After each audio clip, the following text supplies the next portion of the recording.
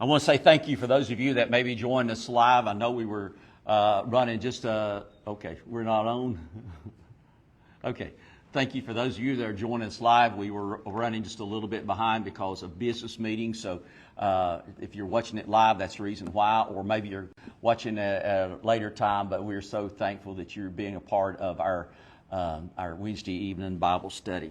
We're going to be looking, by the way, believe it or not, I do have some handouts tonight. We are continuing our look and study. Yeah, here, Chuck. We're continuing our look and study on a biblical worldview, and we're looking at Jesus.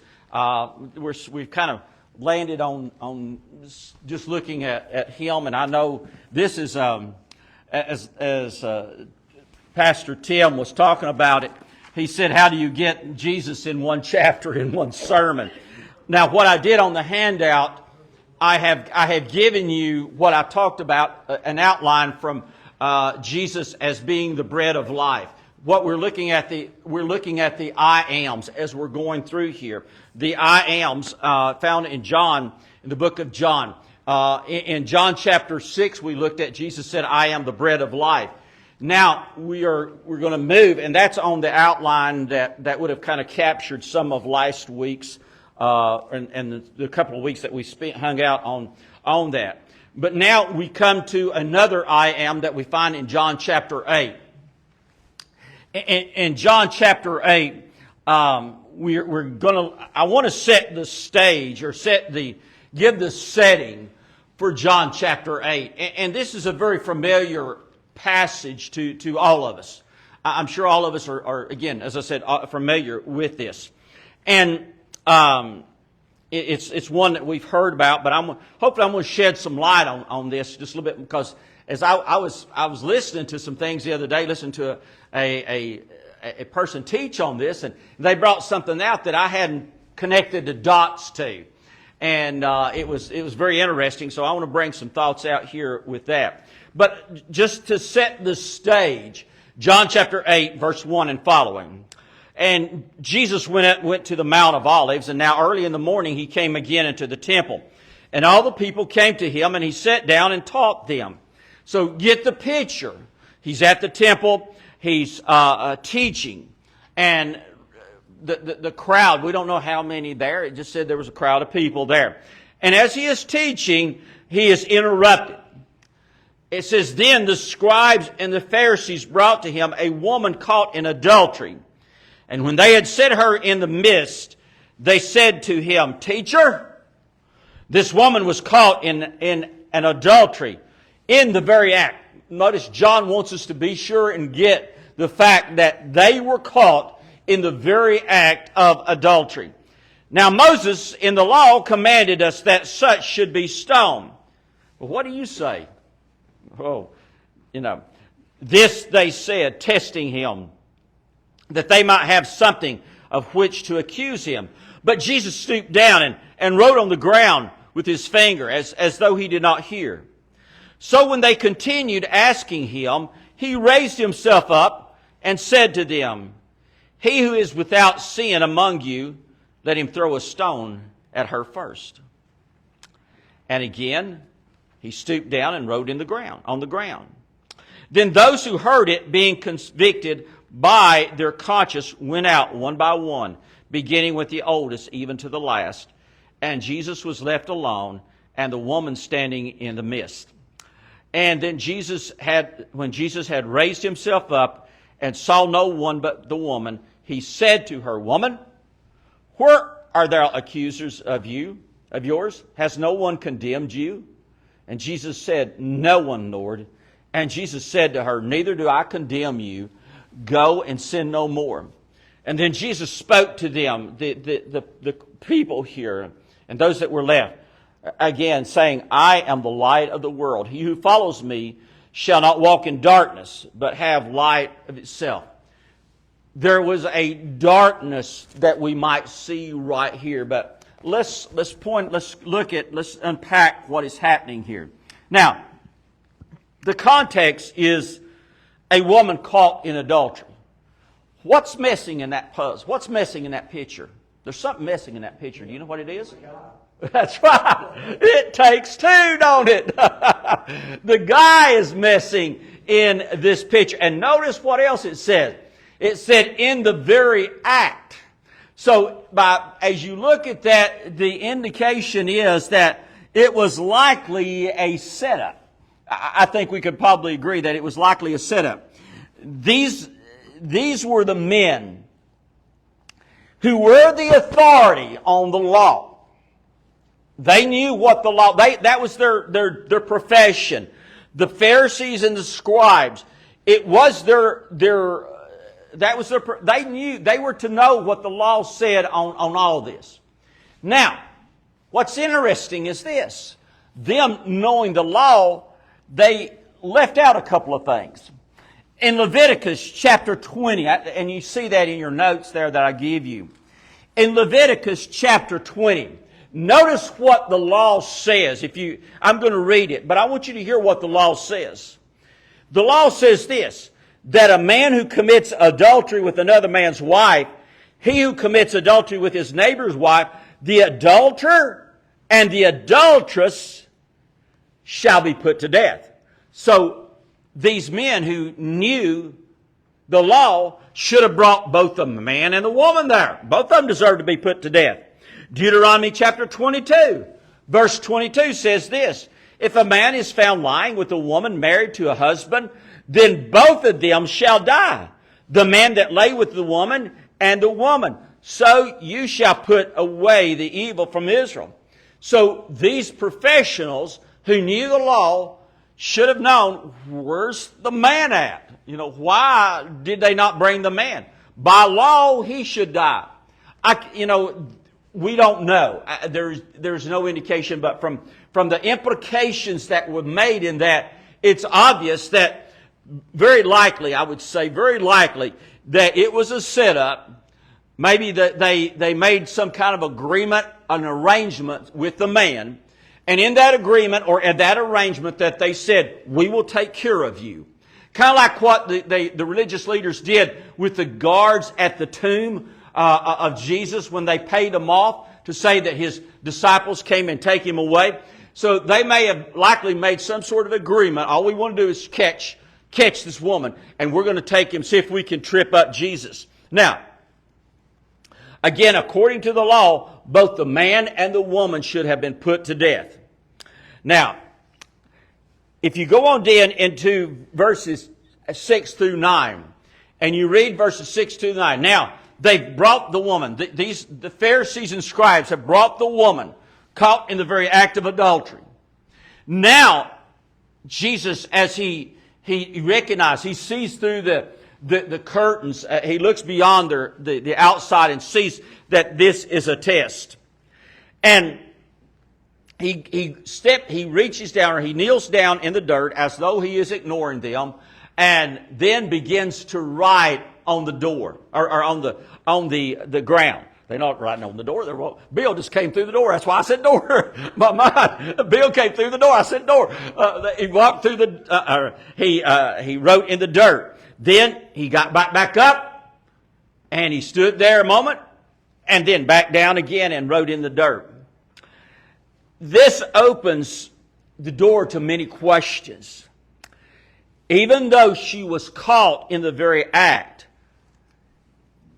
and I want to put this to you, did they actually witness, or was it by the man who committed the act that was saying this was adultery? Now, the reason I say that this, they came, as you look here at verse 9, and as Jesus stooped down and wrote on the ground. Now, there are theories. I've heard preachers preach this, I've heard teachers teach this, that Jesus wrote down and he started writing their sins out. I don't know what he wrote. They don't know what he wrote, because it's not recorded here in the Bible.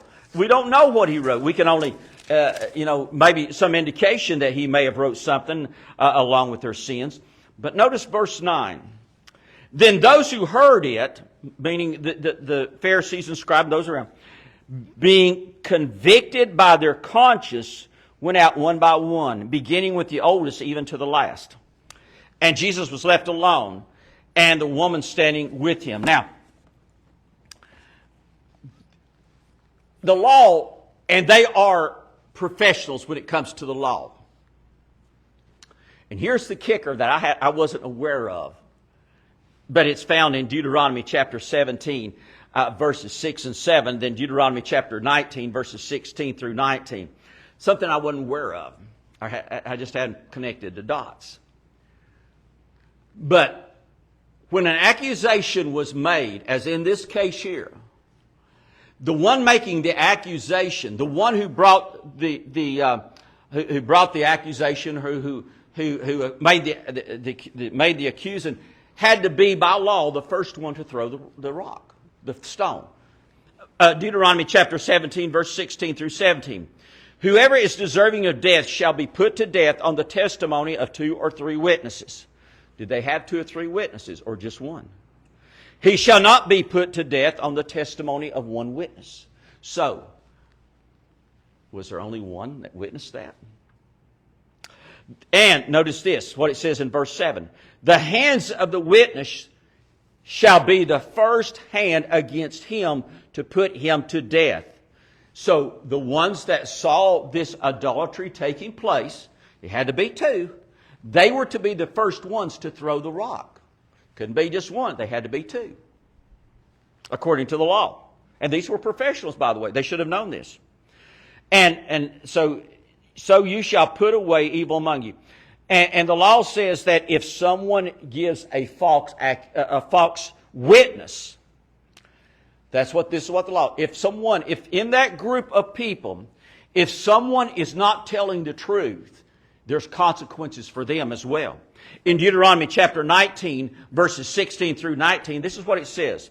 If a false witness rises against any man to testify against him of wrongdoing, then both men in the controversy shall stand before the Lord, before the priest and the judges who serve in those days. And the judges shall make careful inquiry indeed. And if the witness is a false witness who has testified falsely against his brother, notice the consequences, then you shall do to him as he thought to have done to his brother. So you shall put away the evil from among you. In other words, if any of those were lying that came forward, if they were lying, and it was discovered they were lying, then they were to be stoned. That was what they were to be put to death. So something changed their minds. Maybe Jesus wrote that law when he got down in the dirt and started writing. Maybe that was what he was putting before them. That he was reminding them, if you are not telling the truth, then it's going to come back on you and you will be stoned to death. And I can only speculate, but something in that conversation, something along the way that Jesus did and said, caused them to stop and think for just a moment. Do we really want to pursue this? Because they knew that Jesus was following the law or had it on his side. Even though they were trying to test him, they knew that it was not going in their favor very well. And what I see here was Jesus' light. He was shining in the darkness of the hypocrisy of the religious leaders of that time. His light was shining and he was bringing truth to life. And I want to show you something else too. This is a beautiful picture, by the way, guys, when you look at it. Now, now remember, this is all in light of Jesus being the light of the world. The second thing that I want to point out here is this. By the law, this woman deserved to die. Under the penalty of the law, she deserved to die, as well as the person that was committing adultery. We don't know who that person was, but the point being, she deserved to die. That was the law. She should have died. Now, Jesus looks at her, and notice what he says as you look at verse 10. And when Jesus had raised himself up and saw no one but the woman, he said to her, Woman, where are those accusers of yours? Has no one condemned you? And Jesus said, No one, Lord. And Jesus said to her, Neither do I condemn you. Go and sin no more. We've still got a problem. Think about it. You know what the problem is? The problem is, what do we do with her guilt? By law, she should die. I mean, she should die. That was the law. She should die because she broke the law. And according to that, she should die. This is what I want to see. I want you to see, catch this picture right here for a moment here. Only Jesus could have been the one to have told her that. Because in just a few months, weeks, the time would soon come when He would take her place on the cross and die for her sin of breaking the law. Got that? Just like it happens when you and I have broken the law. The penalty for breaking the law is death. The wages of sin is death, but the gift of God is eternal life. So when we broke the law, we look back at the fact that Jesus stepped into our place and took the penalty that was to be upon us when He died on the cross for you and I. That's what He did. And that is the good news. And so with that being said, He could say, neither do I condemn you, because I'm going to be condemned in your place in the future, just as He was condemned in our place in the past. And, you know, as I talked about Sunday, Satan being the accuser, and he likes to accuse us of breaking the law. But Jesus says, I don't condemn you. Since you've underlined Romans chapter 8, verse 1. There is therefore now no condemnation to those who are in Christ Jesus. Why? Because He paid the price. He paid the penalty that we owe. As you look then at Jesus, he said, I am the light of the world. The light was shining in this dark situation. Now, there is also a second context. We've got the context of the woman, this situation that's going on with the scribes and Pharisees, the religious people. Now, let's take it to the second thing that was happening that we might not be so much aware of. Again, setting up the fact of pointing to the light. And this would have been the Feast of Tabernacles had just occurred, or was occurring, or was about to occur, or had shortly occurred, one of the two. But it was during this time that the Feast of Tabernacles was going on, or had went on. The Feast of Tabernacles was one of the three major feasts that the Jews was to keep. And what this feast did was it reminded them. It reminded the Jews of the time when they left Egypt, when their forefathers left Egypt, and their journey to the Promised Land, and how that it took that 40 years. But they were the way they celebrated, and if I'm not mistaken, they still celebrate the same way today.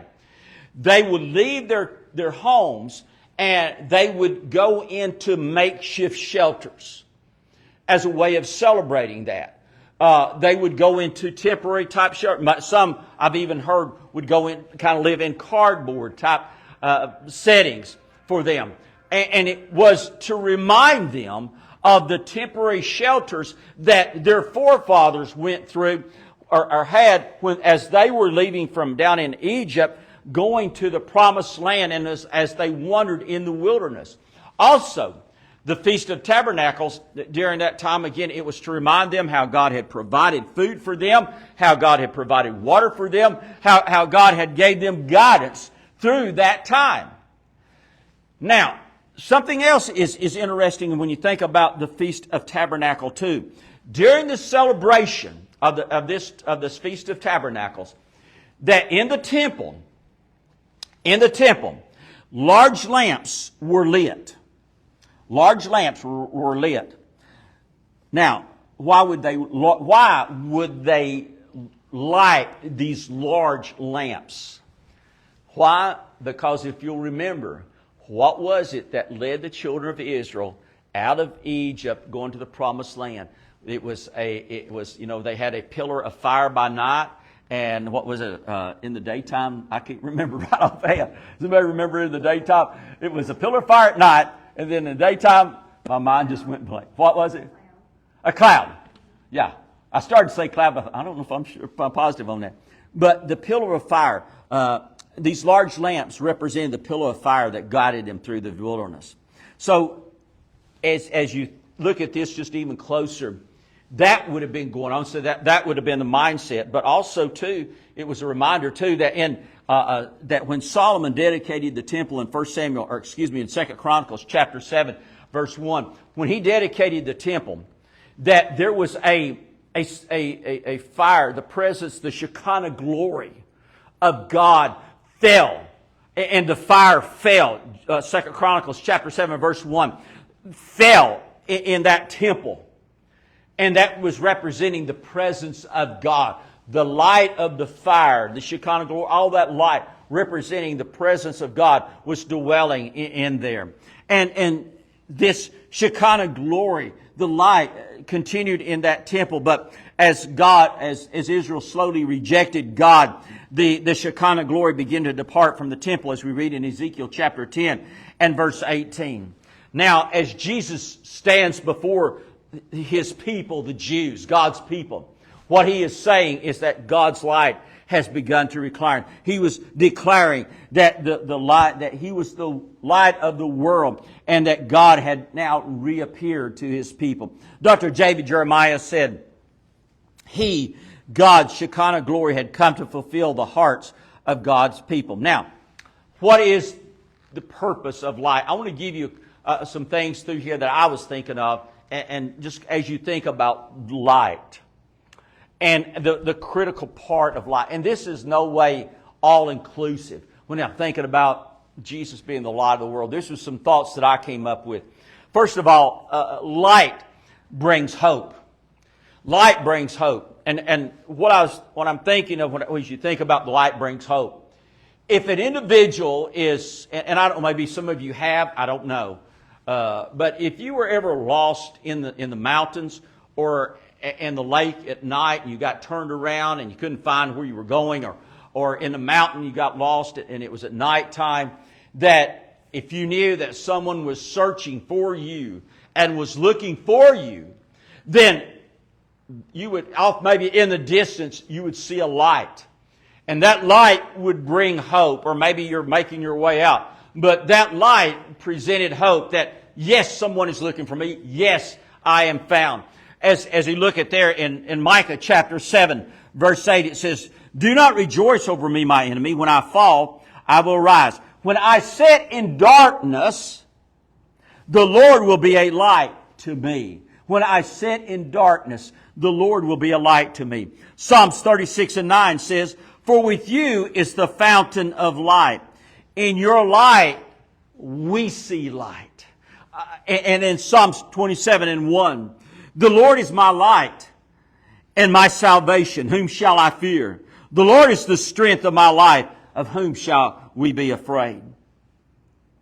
The light brings not only hope to those who may be lost. And I'm just, a couple of thoughts I'm putting together there. The light brings guidance. And where I'm thinking about here is the light of a lighthouse. That is the lighthouse that is sent, that is positioned in such a place that it warns the boats and it warns the ships of danger that's around them. So they would see the lighthouse and they would know to go around them, or that light from that lighthouse would go, or they know to avoid that area, or to follow the light, and it would take them around. And the lighthouse would bring guidance. Psalms 119 says this, "Your word, Lord, is a lamp to my feet and a light to my path." Isaiah 42 and 16 says this, "I will bring the blind by a way they did not know. I will lead them in paths that were not known. I will make darkness light before them and crooked places straight. These things will I do for them and not forsake them." Light dispels darkness. Light and darkness cannot coexist together. Yeah, I mean, that's obvious. We know that. Light and darkness can't coexist together. You know, when you come into this room and it's the sunlight is not here, it's dark. As quick as you turn the power on to the lights, light come on. Where's the darkness? It's gone. Light dispels darkness. Psalms 23 and 4, 2 Chronicles chapter 4, verse 6 says this, For it is the God who commanded light to shine out of darkness, who has shone in our hearts to give the light of knowledge of the glory of God in the face of Jesus Christ. Light brings comfort and contentment. You know, that's one thing we look at, that light does bring comfort and contentment. Think about this. When for me personally, I love it when their days I look forward when our days are longer. I love that. I think it's so great and nice. And I know Chuck had worked in Alaska when the days are just like, well, you got 2 or 3 hours of sunlight. But I remember you used to tell me how much depression and mental health issues were really strong. And I've heard stories of that where the light impacted people up there in that maybe had come up there for a time and they were not native to that. And it creates a great problem. But light brings comfort and contention. Psalms 23:4 says this, and this is not actually light, but this is referring to Jesus. Yea, though I walk through the valley of the shadow of death, I will fear no evil. For you are with me. Your rod and your staff, they comfort me. That is the light that brings comfort during that time. Light reveals hidden areas. You know, if you've ever been looking for something in a darkened, or the lighting was poor, maybe you've been working on a vehicle or trying to find something and the lighting was poor, what do? You go get a flashlight or you go get another light source and you put it there so that you can see what you're doing. Or maybe you're looking for an object in a poorly lit room or a darkened room. You get light to show you where that is. So light reveals the hidden areas. Daniel chapter 2 verse 22 tells us this. He reveals deep and secret things. He knows what is in the dark. He's referring to God. And light dwells with him. In Luke chapter 8 verses 16 and 17, no one, when he has lit a lamp, covers it with a vessel or puts it under a bed, but sets it on a lampstand, that those who enter may see the light. For nothing is secret that may not be revealed, nor anything hidden that may not be known and come to light. Ephesians chapter 5 verse 13 says, but all things that are exposed are made manifest by the light. For whatever makes manifest is light. I'm about to get this. Light brings, and just a couple of other things that I've noticed too. Light brings growth. You look out. Things don't grow in the wintertime. We know that they don't grow too good in the wintertime because there's not the light sources out there, and plus the temperatures is not there. But you've got, as we've been watching this corn, I believe we could sit here, if we had a picture, we could sit here and watch this stuff grow. It's just amazing how much it's grown from Sunday to Wednesday. I was telling Vanessa, I said, I don't think it was tasseling when we were here. She said, yeah, it was tasseling Sunday. But I said, I don't remember it. I thought it's just shot up quick. It's growing. I said, David used Miracle Grow on that. But you got the combination of sunlight and rain and all the other, but all of it, you have to have the light for it to grow and to make it happen. Light brings growth. Plants need that light to grow. But to grow spiritually, we need that light. And we do. And think about this, and you know this, and I'm really not telling you a lot that you don't know, just some things to remind us about this. But during the storms of life, and I know all of us have been through storms, we've been through crisis. It is there during those dark times of life that I've discovered personally for myself that I've done more growing, because it's during that time that your focus meant on more in prayer, upon the Bible, or maybe you're not so much focused and you're just searching, God help me, but people are praying for you. And you come to realize that after you get on the other side of that God guided you through that time, that process to get you to the other side. And it was a time of growing even though the light, you may have not seen the light or felt it, and maybe you did. In some cases, that's been the case. You recognize the hand of the Lord upon you. All light requires some kind of source. Light from a fire. The light here that we have requires electricity. Daylight requires sun. but Jesus is the source of light. He is his source of light. John chapter 1, verses 1 through 5. Now, let me bring this in and close here real quickly with this. This is where I want to close it and look at here. Jesus said, I am, so many times in there as we look in the last part of this chapter, that every time he said, I am, he was saying, I am God. And that did not sit very well with the people. Matter of fact, they wanted to stone him as a result.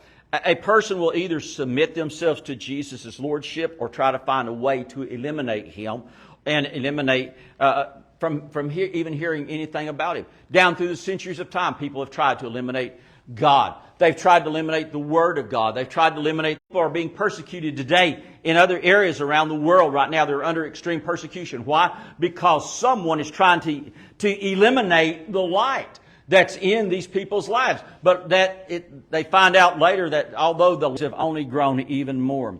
Some have even died trying to eliminate him from whichever.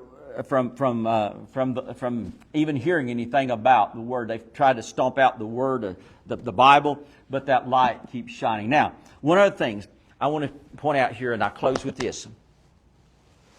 Jesus made, I believe it was 6 or maybe 8 there that we have, I ams. Of all the I ams that he made, this one is the one that is personal to you and I. He claimed, I am the light of the world. This is the only one, the I am, that he spoke of for you and I to become. Do you realize that? He did. And what I mean by that is this. Jesus said in Matthew chapter 5, verse 14, you are the light of the world. We are the light. And a city set on a hill cannot be hidden. And I was reading back here in Luke chapter 8, the importance of having a light, that we are his light. We are to be a light. We know this. I'm not telling you nothing you don't know. We are to be a light in our community, in our homes, all around us. We are to be that light. And what is the source of that light? The source of that light is Jesus living within us. Let me see if I can illustrate like this. I remember many years ago when I was a little guy, and I think we got this, my uncle gave it to me. It was a little keychain. Kind of an odd little keychain, but it was a keychain. And the keychain had an owl on it. And I remember this. It was red, and it was so designed that you could put keys on one side and you could leave it hooked to something, and you could slide out a portion of it, and you could then use your key for whatever. But then you could slide it back in and it would lock. And what you basically seen was the 2 eyes here. Now, this was in the day, as many of you very well know, this was in the day before batteries. And it was, the ideal was that it was to light up. The eyes of the owl was to light up. That was what they were supposed to light up. And again, it would be hard for kids to understand since it didn't have batteries, but it was to light up. How was it to light up? Well, if you left it under a light source for a period of time like this, and it sat under there, then it would literally absorb I don't know how it did it, but I'm going to say absorb that light. And so when at night, if you were in there fumbling for your key, those eyes and